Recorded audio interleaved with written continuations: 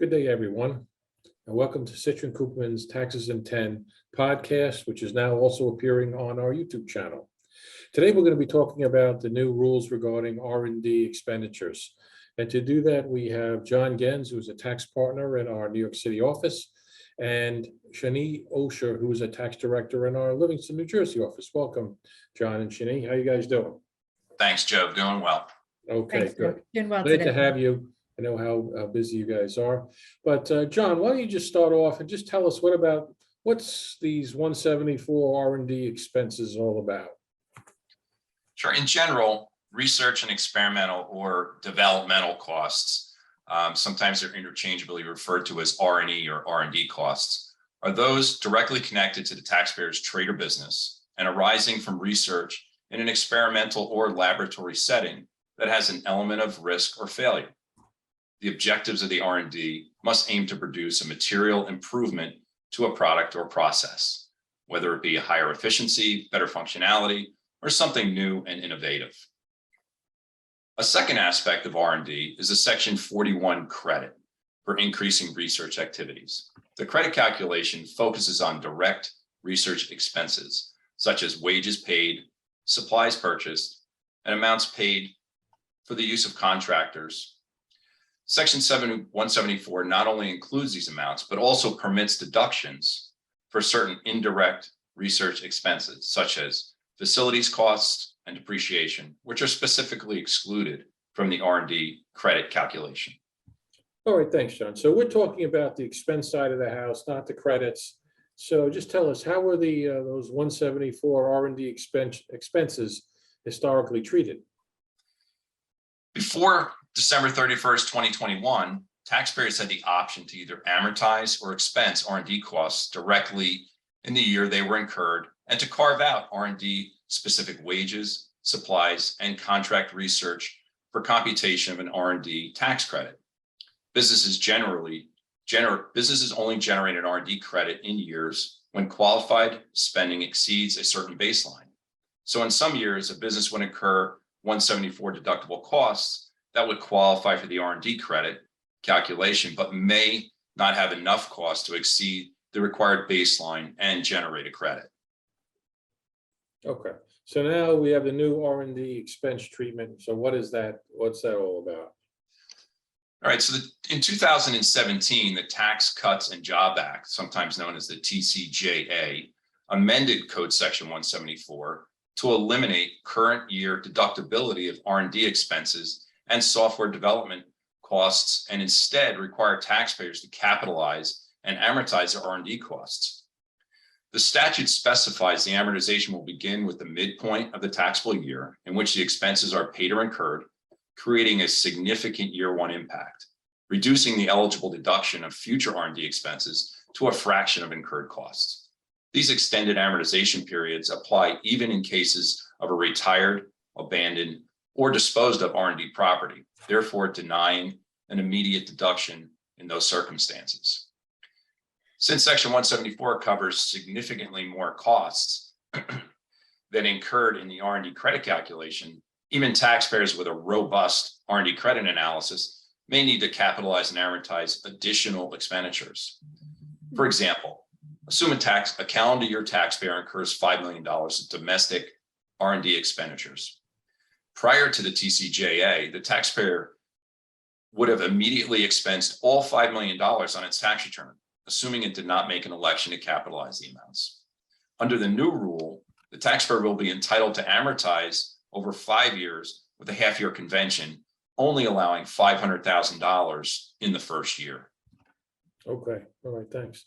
So let me bring in Shanee here. And Shanee, why don't you tell us about the difference between domestic and international R&D costs? So Code Section 174, the new R&D treatment, it now requires that taxpayers capitalize and amortize their U.S. R&D expenses over 5 years, but their non-U.S. R&D expenses for 15 years, which means that in year one, a taxpayer's R&D deduction is limited to 1/30 of its non-U.S. R&D expense, a significant change from business as usual. Yeah, big change. And so how does this apply to software and website development costs? So traditionally, The Treasury historically provided that software development costs could either be deducted, capitalized and amortized over 5 years, or capitalized and amortized over 3 years with or without bonus depreciation. The new Section 174 rules explicitly apply both to traditional R&D expenses and also to software and website development costs. Okay. And so when does this go into effect? So this new treatment went into effect for calendar year taxpayers already as of January 1st, 2022, and it's already impacted the first 2 quarterly financial reporting periods. For fiscal year taxpayers, it goes into effect in the first tax year starting after December 31st, 2021. So Okay. it depends. Okay. Now I know this is a tax podcast, but let's just touch on how does this impact a taxpayer's U.S. GAAP financial statements, Shanee?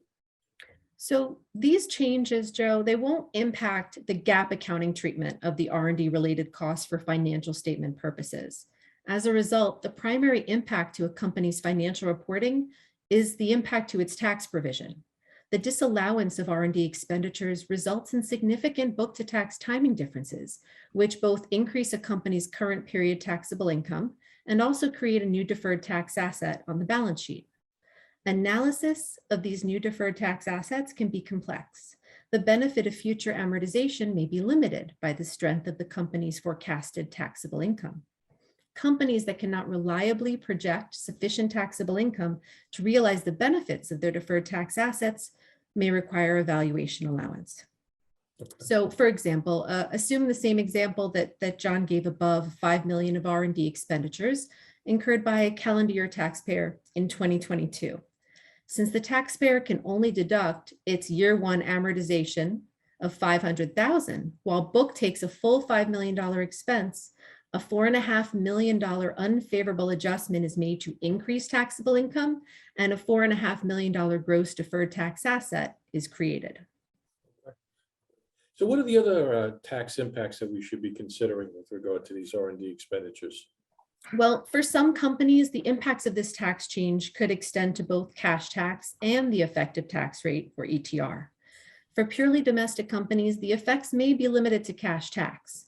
Impacts to companies' cash flow projections can affect other analyses, though, and may change when a company needs to evaluate additional debt equity raises. However, for multinationals, given the number of interdependent, complex international tax calculations impacted by R&D, consideration should be given to the potential impact on the effective tax rate and earnings per share. The differing impacts of amortization and current deductibility will likely affect intricate interdependent calculations such as the foreign derived intangible income deduction, commonly known as FDII. Right. The FDII benefits may increase due to increased taxable income as a result of the capitalized R&D expenditures. Section 163J, the interest limitation. Increased taxable income resulting from the capitalization of R&D expenditures may reduce disallowed business interest expense in a given year. And global intangible low taxed income, commonly known as GILTI. The requirement to capitalize and amortize foreign R&D expenses over 15 years may have a significant impact on the amount of tested income available for GILTI calculations. Okay, great. Thanks, Shanee. So John, let me bring you back in here. And so we talked about the R&D expenses, international, domestic. What about any state tax impact on this? State taxes, near and dear to my heart. So state conformity to new federal provisions is a matter of concern when a code change has a relatively immediate impact, as states that don't act to conform prior to the applicable change could create a disconnect between federal and state treatment.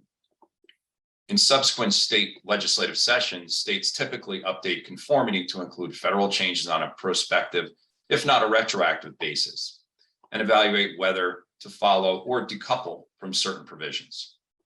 In the case of R&D expenditures, federal changes were enacted at the end of 2017.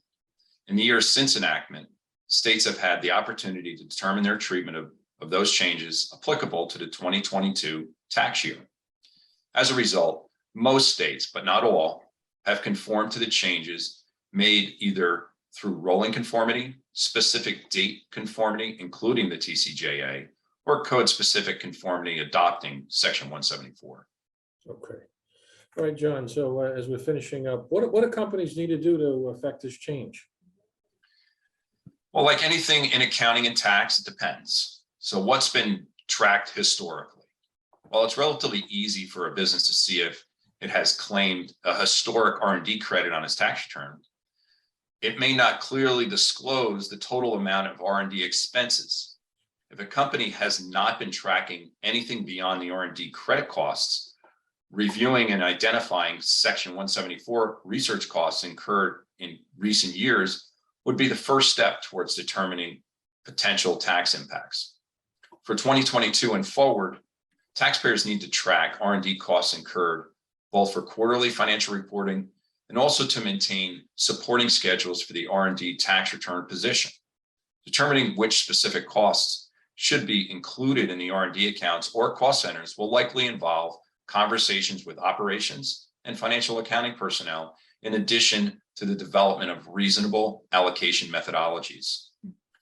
Segregating R&D expenditures in their own trial balance accounts or departmental cost centers will help accurately capture R&D costs for capitalization. Multinational businesses that incur non-US research expenses would benefit from jurisdictionally identifying trial balance accounts, capturing not only R&D costs incurred, but also the location of where such expenses were incurred to properly consider applicable tax treatment. These changes are complex and will require companies to devote resources to properly track their R&D expenses. Okay, thanks a lot, John.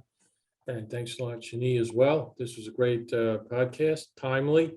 And I'm sure the IRS may be issuing regulations or notices on this in the future. And if they do, we'll update everybody through another podcast. But in the interim, I hope everybody enjoyed this podcast and stay tuned for other podcasts on various tax topics. Thank you and have a good day.